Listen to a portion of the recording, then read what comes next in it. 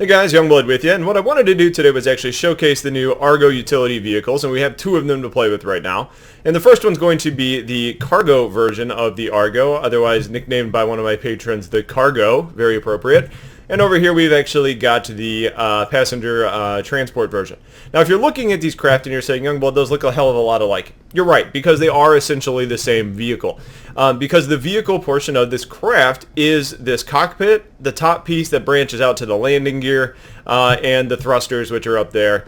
That's basically your craft. It's very simplistic, it's very minimalistic, it's kind of like a space forklift, if you will. But there's other things that it can do, but what the actual customization of this type of ship, where that actually comes in, is when you start talking about the pods that it actually carries.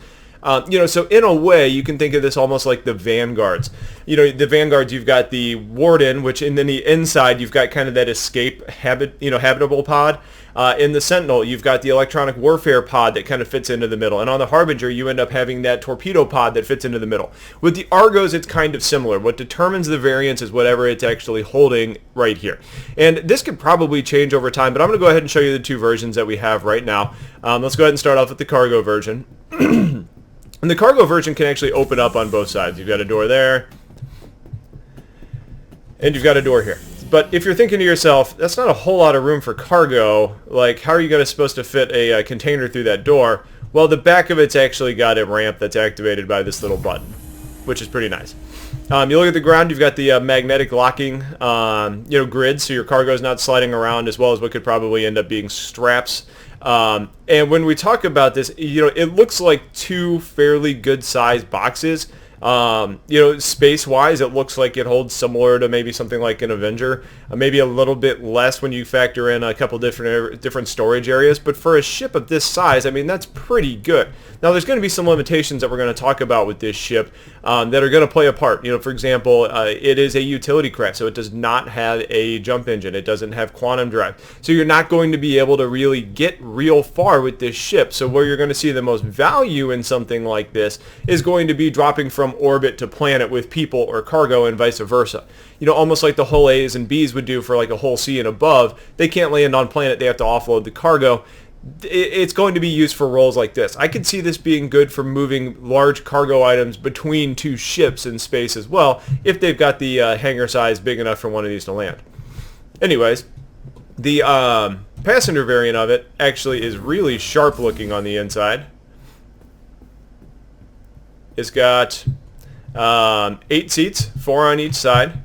And the collisions are a little bit weird in here. The lighting's pretty intense, but the environment's actually kind of cool.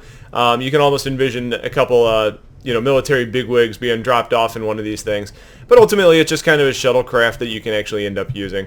There's not a whole lot fancy to talk about the ship. I mean, it is a utility craft. It is a forklift, like I said. So there's not weapons on here to really talk about. You've got some components.